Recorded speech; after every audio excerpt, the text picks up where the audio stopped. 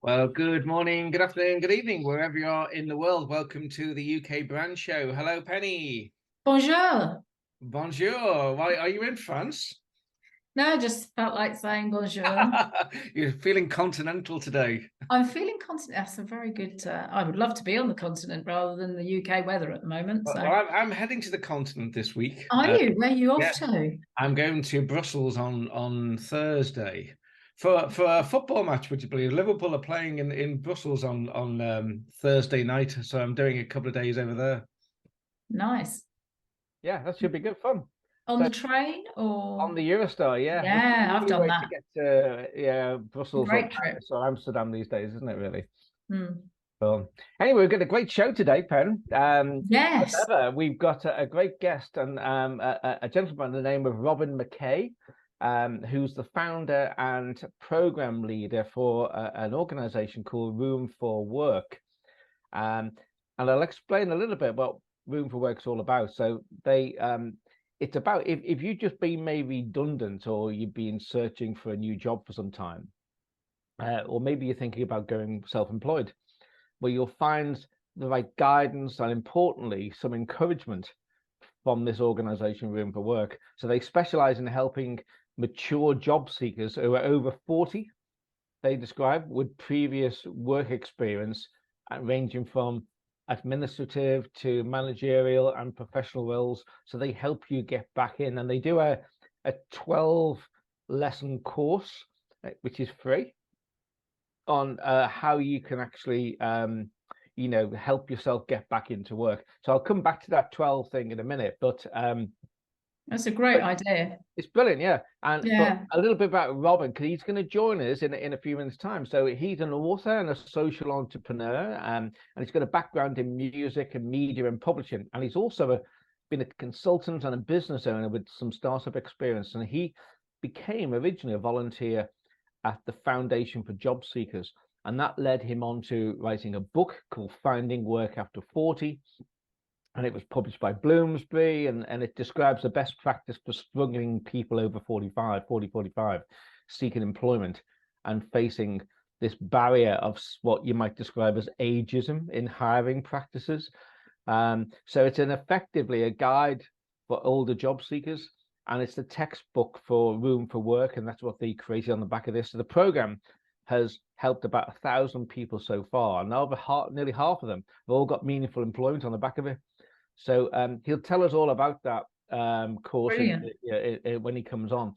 But it's all about things like looking at what your effective job search methods are all about, and improving your speaking skills and communication skills, and what your skill sets are, and CV to do a CV workshop, etc. Yeah, building etc. So confidence. it's all really good stuff. So we'll hear more from Robin soon. But I thought, just to start the show today, I'm going to share my screen with you, because I've just been doing some work with a Brazilian. Oh, and here's Robin coming in now. Here we go. Let me just bring him into the conversation.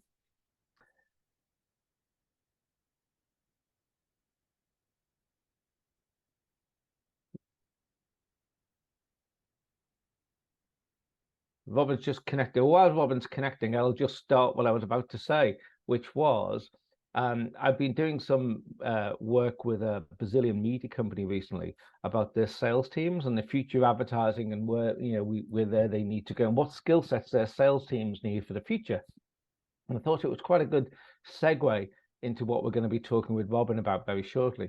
So, in very quick terms, I just thought I'd put up some of the stuff I was talking to them about, which is the skill sets needed for the future of what, in their case, was media sales teams. And firstly, and best obviously it's digital literacy, it's having a proficiency, if you like, in digital platforms, as well as keeping up with emerging technologies and trends. Data analysis, what's their ability to analyze and interpret data to make some informed decisions, and you're leveraging things like insights for targeted and personal advertising strategies for their We've talked advertising. about that a lot, haven't we? Data. Haven't we Data just, yeah, being just we have. key. It's so important, and especially when this era now, first party data coming, you know, the cookie apocalypse and all that sort of stuff we've talked about many times. Yeah. Thirdly, content marketing knowledge, the understanding content creation and its distribution, how to align it with evolving customer preferences and for engaging content.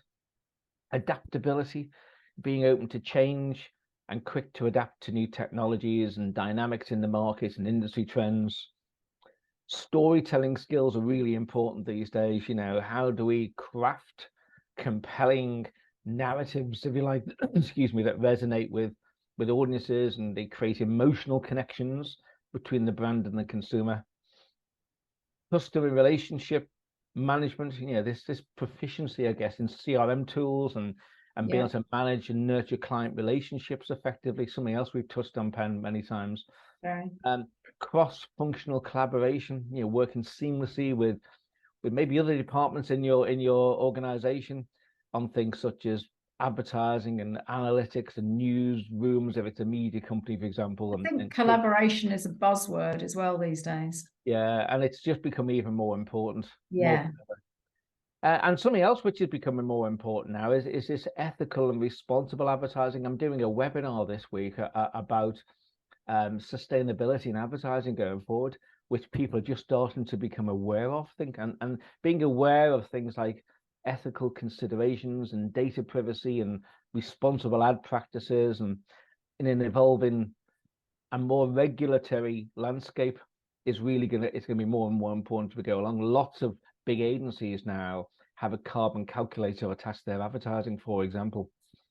And number 9, there were 10 of them in all I've got, and the communication skills obviously is important. We're going to talk about Robin about this in a second, about communication skills, having strong interpersonal communication skills to, in effect, effectively drive and align ideas and building relationship with clients, etc., etc. And finally, and perhaps the most obvious, is strategic thinking, and this ability to think strategically and to see things like market trends and align our ad strategies and our advertiser ad strategies with the business goals. So I think, you know, if there's no doubt, I think certainly I was doing this for a media consultancy, the media landscape, as well as, you know, normal business landscapes, are changing and continue to evolve with things like new technologies and things, and we need different skills in our sales team now than what we used to have, even I would say just 4 or 5 years ago, pre-pandemic. We've got to navigate all the challenges and capitalize on all these new opportunities. So I think in many cases, it's a case of, do you keep the same salespeople? Do you need new people coming in with new skill sets, or is it a mix of the two? So that's the dilemma we're facing now. But I just thought it was quite relevant as we turn our attention to Robin. Welcome, Robin. Thank you for joining us. Hi, it's good to be here. Thanks for having me. Great. Well, I was just giving a little background of some work I've been doing on skill sets, etc. And this probably dovetails quite nicely into, I've described your company very briefly, Robin, before you joined us, but maybe you could give us a little bit more background to how you found Room for Work. You mean how I started it? You'd like to know about that? Oh, okay. Well, the program is about helping people who have had a redundancy. And so I had one, and it was not the first one. And this was in 2008, after my publishing company crashed and burned in the in the banking crisis. So what I did was I went out. I could not find support that I could afford. I hadn't had to have an interview, do a CV, didn't even know about LinkedIn, not a clue. So I was pretty much, looking for information, went online, could not find anything I could afford, with the exception of a series of job clubs out in Berkshire that were specifically run for over 50s. So I went out and met them. They were hugely helpful. They were great. And while I was there, I was doing some portfolio work. I was helping people make their own books, etc. But it wasn't that rewarding. I still wanted to get something going again. So one day they asked me, they said, you've been coming here for a while. You've been a volunteer. Why don't you write a book about what we do? And I had nothing, honestly, Mark and Billy, at that point, I really had nothing better to do. So I got together with the co-chair of the club, who was a career coach. And what we did is we put best practice from this series of clubs for over 50s into a book. We codified it. Now, as I'd been publishing travel guides previously, I considered it to be a travel guide to reemployment. Wow. And of course, my career coach thought differently. We had our different approaches, but we created a book called Finding Work After 40, Proven Strategies for Managers and Professionals. So it's great. Got published by Bloomsbury, their ANC Black imprint. And that was really exciting for us both. And we went out and we did a few presentations.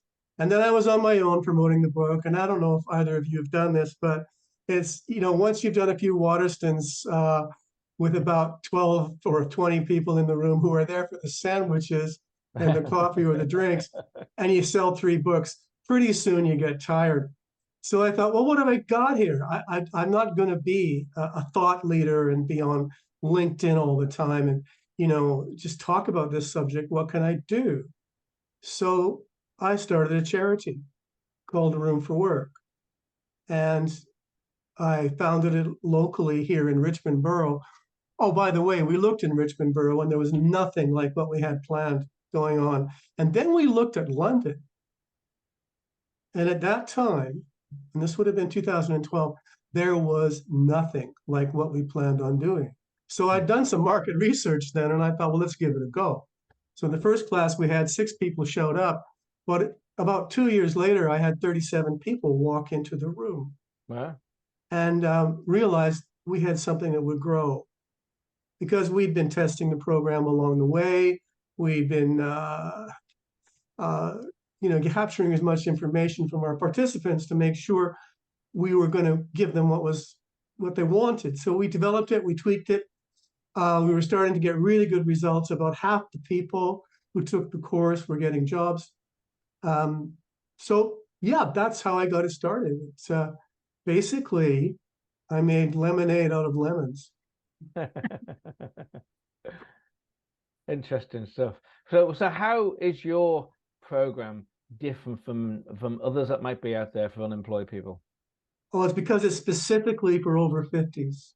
Right. We don't demarcate at 50. If you're 45, come on in. But you have to have work experience. So it's the age group that we work with, and the fact that most of them are skilled workers. You know, the typical Job Center Plus approach to helping people get back to work was there for people who weren't skilled. In fact, JCP or Job Center Plus, people were saying, you know, we have nothing like what you were offering. So what was making it different was that it was for over 50s. It was for mature people who had a variety of working backgrounds, ranging from administrators right up to managers, senior managers, academics, professionals. To be honest, the only people we haven't seen are doctors. We've helped everybody else, you know, who's had work experience. And the typical person coming to see us was long-term unemployed. They'd been trying for over a year. So what makes us different, the other thing, besides our content, which I can describe if you like, is that we do it in groups. And the social benefit of what we provide is as important as the content. And this is because job search or career change on your own is a very lonely activity. You know, you're on the computer, hoping for the best, finding an opportunity, whizzing off the CV, the cover letter, not getting interviews, and you're sinking lower and lower and lower. Now, when you're with other people who are intelligent and accomplished and also in the same boat, the same situation, you feel less lonely and you begin to feel motivated. Other people will help to motivate you as you network with them in your group. So those are the 2 things that make us different. It's, well, 3: age, content, and that we're working in groups of 12 to 15 people. So that makes us different.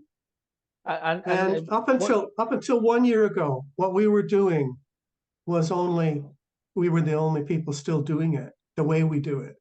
That's changed a bit in the last year. Penny, I was going to ask you actually. With your organisation, you're a charity, running a charity, aren't you? The Kenwood Trust. So I wonder, are you finding a problem with like rehiring over 50s? It's still there.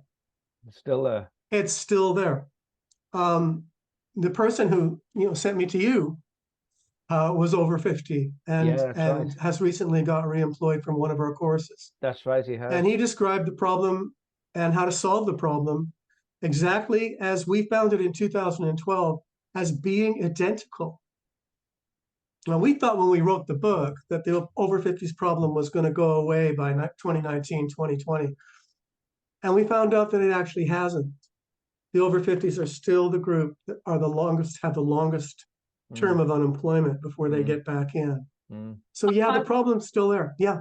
Yeah, I was going to say, have you found that the pandemic has actually made it worse? Because I seem to have been quite aware of a lot of over 50s either being made redundant during that time or having some sort of realization that they wanted to change direction because they worked at home or they couldn't work at home, or whatever the scenario.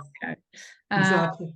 And a sort of lack of confidence. I think everyone's been through trauma during the pandemic, and then if you're at a sort of a point in your life as well where those sorts of situations happen, I've found that a lot of it is about confidence, and coupled with people wanting to make a change to their life, or the change is forced on them.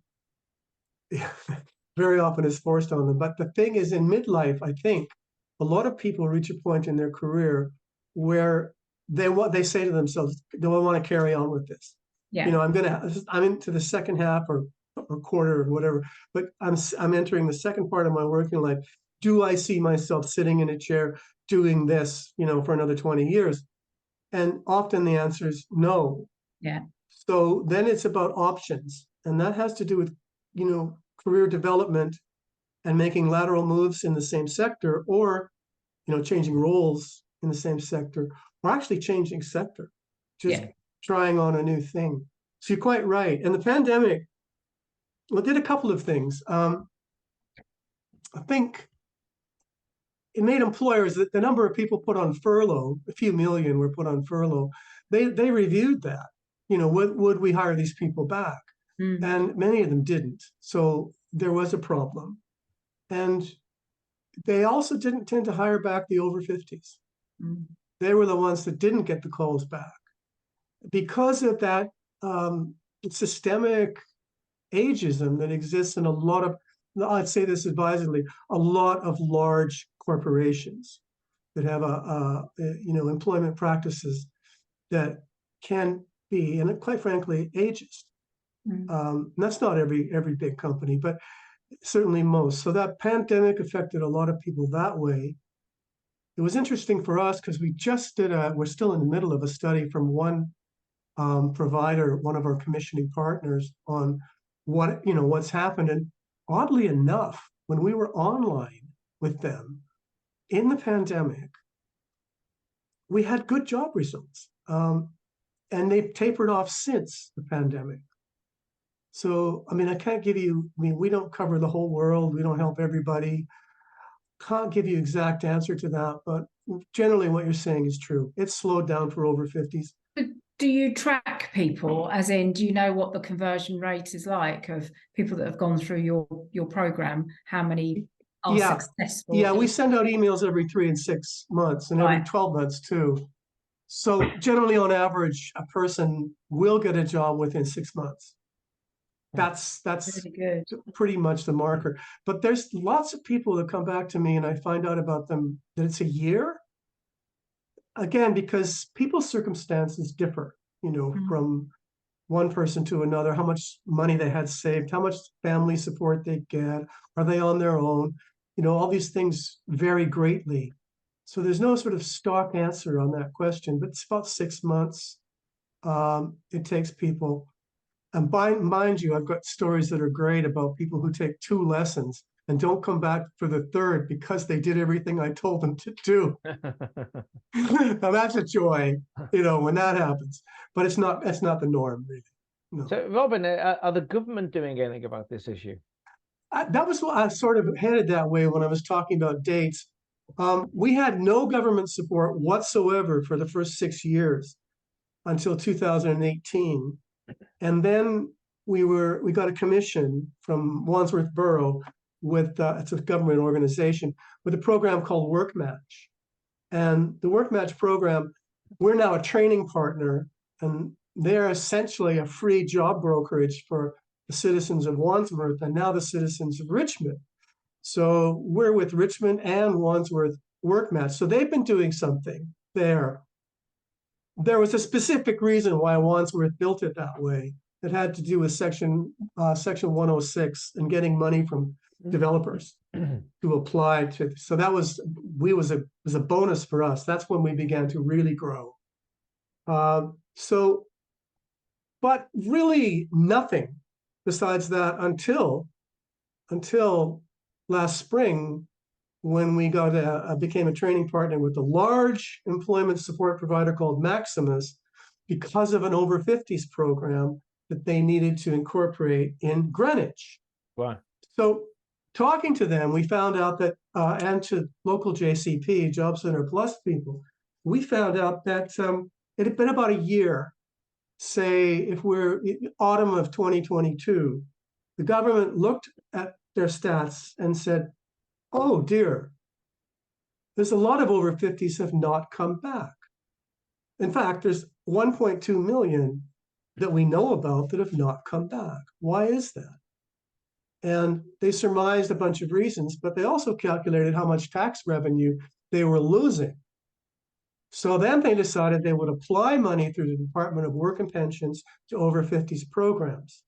And now I think you'll find that nearly every borough, every county has some kind of over 50s program. It could look like what we do or not. I don't know because I haven't checked. But Mark, it's only been in the last year they have done anything for the over 50s. Wow.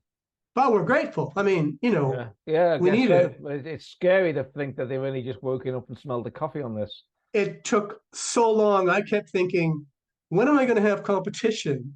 And then it happened a year ago, and we saw the programs, and I went, okay, I've got competition, and it's my own government. Oh, gee, they're better resourced than I am. Yeah. But we've still grown. We're going slowly, but we still are growing.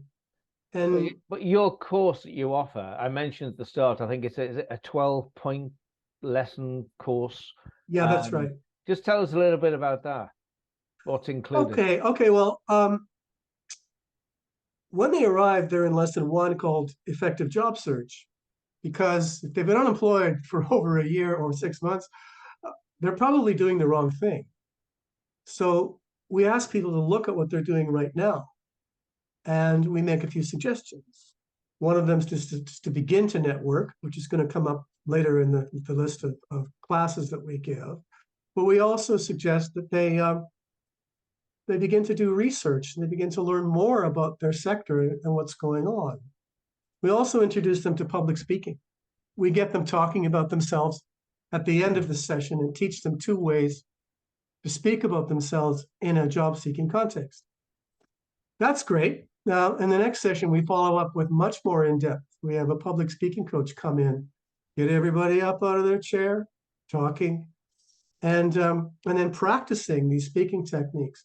Now, we do that at the beginning because people have to learn, sometimes if you've been isolated, learn to speak about yourself, to sell yourself, because you're now on a marketing program.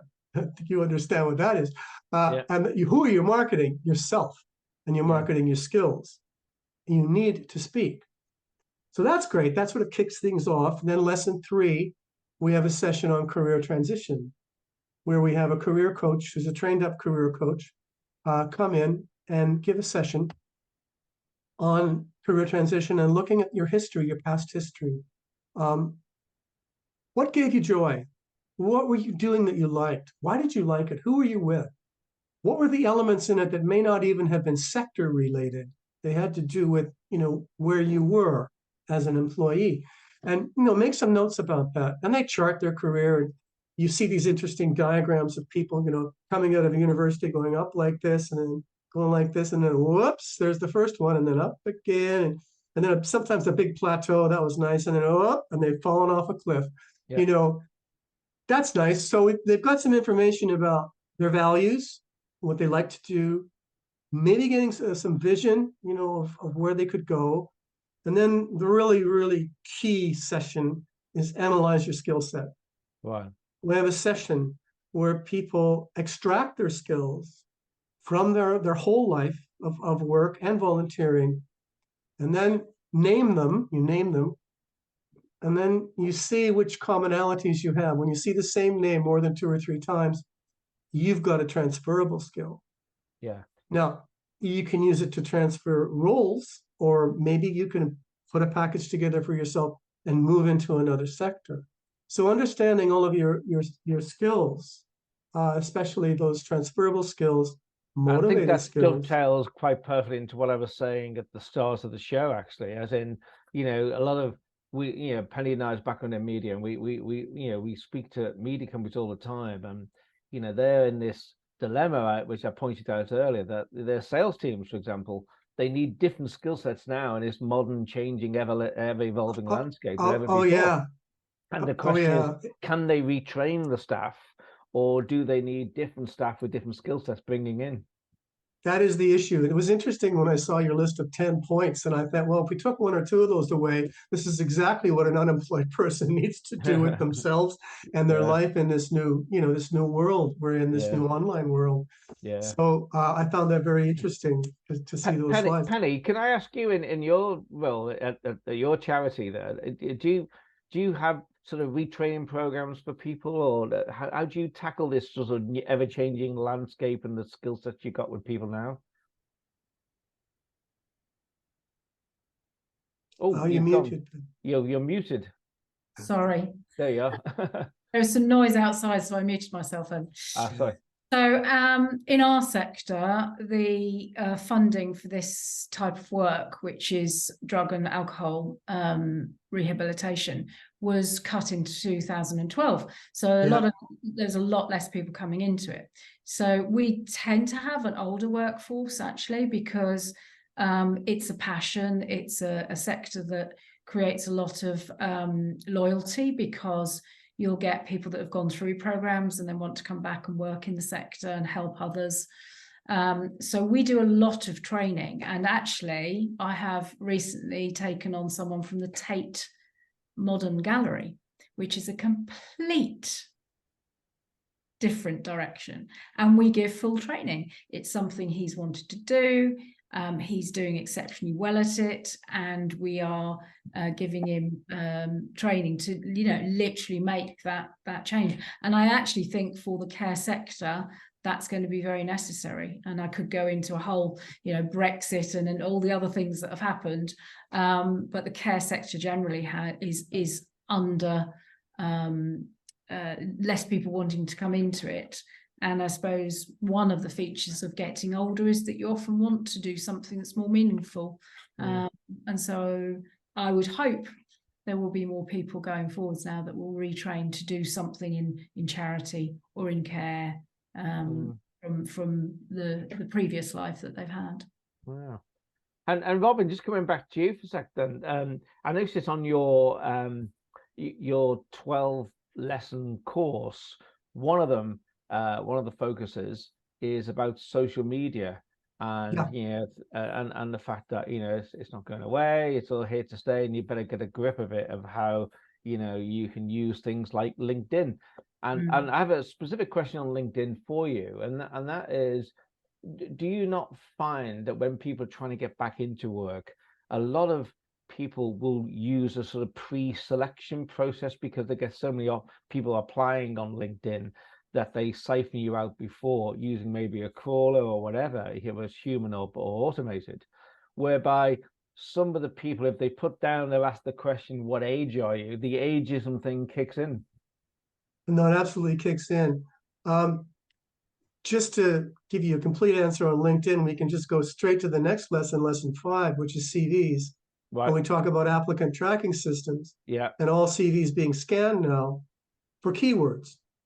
So I'll use that keywords in about 2 seconds here because I'm going to go forward to the next. We do CVs, of course we do that. We do CVs.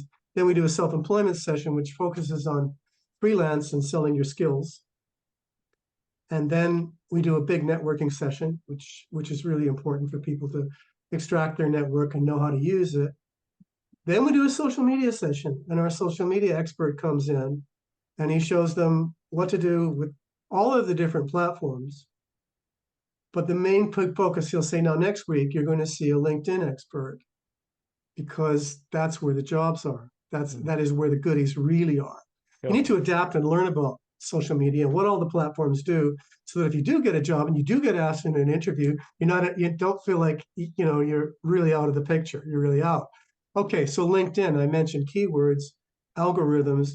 It runs exactly the same way as an ATS system, except ATS is for HR people getting you in and tracking you through your role and then until you leave.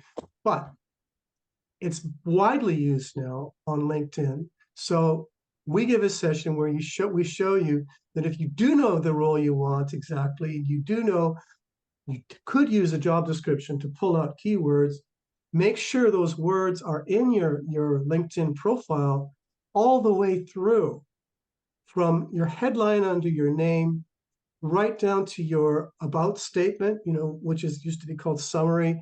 You pepper these words in. And then even into your experience section, you put in these keywords and you get results. For example, the teaching slide we used is for a woman who did it right. Instead of her headline reading like a job description, all of her skills are there. And was a fabric specialist, that was the last thing she put on her headline. Everything else, sustainability was there, tracking, stuff from beginning to end. Then when we compare that to her about statement, which is quite well written, but all of the words in the headline are repeated several times. And what we're doing now, Mark and Penny, is not what our English teacher taught us to do. Don't say the same word for the same thing all the time. You should change it, get a thesaurus. No, forget thesaurus. Put keywords in, and this particular woman was one of 4 people interviewed for the role, and then told later only the 4 people were selected to be in. They didn't bother with looking through CVs and all that stuff. Yeah. Instead, they found her. She was one of 4. She gave a good interview, and she got the role. So I cannot overemphasize the importance of using LinkedIn and learning to use it, properly. Yeah, right. By the way, your profile is quite good. Thank you very much. Oh, you're welcome. Yeah. And then presumably once you've got through to the final stage, you've got yourself an interview. You've got a great thing on LinkedIn. You got the interview. You will then go into techniques on how to handle yourself at the interview, I presume. Yeah, that's the final 3 lessons. In fact, okay. Yeah. A human resources professional comes in and tells them how hiring managers perceive you, why they call you in, what it is that, and you get told to prepare. The key message is just, if you're going to go out in the sun, wear sunscreen. If you're going to go in for an interview, you've got to prepare, and your preparation needs to be extensive. Yeah. So that's session 10.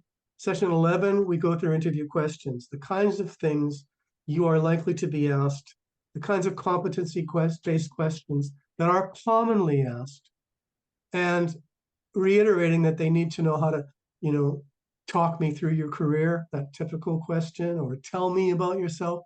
They need to be, that's why we started with that. They need to know, not at the end before an interview comes, they need to know at the beginning of the course, that's going to happen. That's why you have to practice your speaking and do it here in the class, with us. Yeah. It kind of, is our approach. Lesson 12, well, 2 volunteers from lesson 11 hopefully put their hands up and they say, I'd like a mock interview, a simulation. And we do that in front of the class. So 2 people get a rehearsal. Yeah, definitely a really good rehearsal where they get feedback from the panel and feedback from the class. And the people in the class who don't get the interview learn a lot, because when you watch you see what someone does well, and you see what they do not so good. And this can carry some people over the line. So that's how we round it out. That's Robin, 12 lessons. And beyond the 12 lessons, do you provide ongoing support or communication? Or? Yeah, we're partners with another organization called Business in the Community, BITC. And our on-staff career coach runs this program because she works for us part-time. She has this other role, and she's working with BITC, where they have a job, a coaching program, job coaching program. So all of our participants are offered free coaching, 6 sessions of free coaching from BITC. So if they feel they're not ready, they're stalled on something, something's not working for them, they get, ongoing coaching. Yeah. Which for some is, again, is hugely useful if they've got a good relationship with their coach. Yeah. So that's part of the ongoing support. Well, the most outstanding thing about all of this is the fact that it's all for free. Yes. Yeah, we're a charity, so it's for the public good. Yeah. That's incredible. Yeah, I mean, that's what you've highlighted there is an A to Z of everything everyone needs to know how to work in that bracket, in that age band that you've highlighted. Yeah, we feel that is what we're offering. And we learn from our learners. Like, there's things we pick up along the way about what's going on in the sector, what's happening, so you can give some up-to-date sector information from real people. Because we don't, we've got someone with a PhD who's our learning development manager. I mean, she knows everything about education. We've got an HR person, we've got a public speaking person, a career coach, a generalist like me. We've got a charity. Our newest trainer is a charity specialist. We've got all those people, but people that walk into the course, they know a lot too about what's going on in the world. Yeah. And so they teach their fellows and they teach us. So we, in a way, we're upskilling as we go along, with information. Yeah. And so anyone listening in today, Robin, how can they find out about your program if they're interested? Really simple. Just go online, Google roomforwork.org, which is ROOMFORWORK.org. So roomforwork.org. And that's it. We're there. We're the only one. They can register with you on the site there, can they? Yeah, they can look at the program, the 12 lessons. They can look at the team, see, if they think we're the real thing. And yes, they can register for the courses, and we're going to be doing 6 next term. So we're in a number of different locations, but they can see if they fit into one of those locations. Right. But if there was someone, say, I don't know, you mentioned Greenwich before. So if someone doesn't live in Greenwich but can get themselves to Greenwich, can they register still, or do they have to live in the county? Well, here's the geography problem, Mark. And Penny will know this about funding. Funders like to fund things within a geographic area. That boundary is generally a borough or a county. And if you cross that line, you live somewhere else. Sorry, pal. And it breaks my heart, because they can walk across the bridge from Kingston to where we teach in Hampton Wick, but I can't help them if they're resident in Kingston right now. And yet I used to be able to, because there was a funder once. So, it's all to do with that. So no, it is, but what was very cool during the pandemic is we were online for a year and a half, and we tried a national course, and we got somebody from Birmingham, someone from Chester, someone from down on the coast, the South Coast. They all took the course online, and we could do that because we'd saved up our pennies. Pardon me, Penny. We'd saved up our money to deliver a course, for free to anyone. And boy, would I love to be funded to do that. Yeah. Because we've got the talent, we've got the means, we've got the course. We could do an online course for someone in, Birmingham or Bristol or wherever. It makes total sense, doesn't it? Oh, yeah. But it's difficult to get funding. So what we've done is we've created a franchise. If someone comes to us and wants to take our training, we would train them to do this. And they don't live in the greater London area. Or even, actually, if they live in Northeast London, they could do this. Or part of London you don't cover, Yeah, we don't. Well, actually, this is really crazy, but I've got a program that is funded from the East End Community Fund via Societe Generale, because Societe Generale has an office in Richmond and they want to have a Richmond course. Wow. It's great. I love it. But yeah, it's all about the geography. Well, if anyone goes online anyway, they can see all the boroughs that you do cover.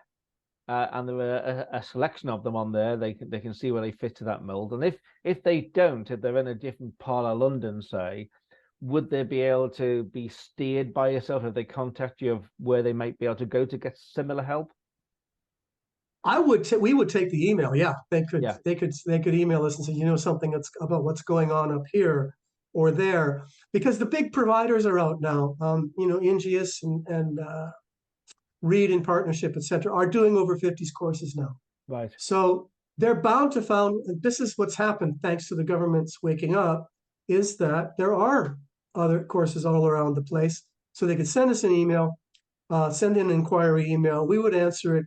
And sure enough, I think we would be able to identify something in their borough or area that Reed in Partnership or Ingeus or you know, these companies are Maximus are providing.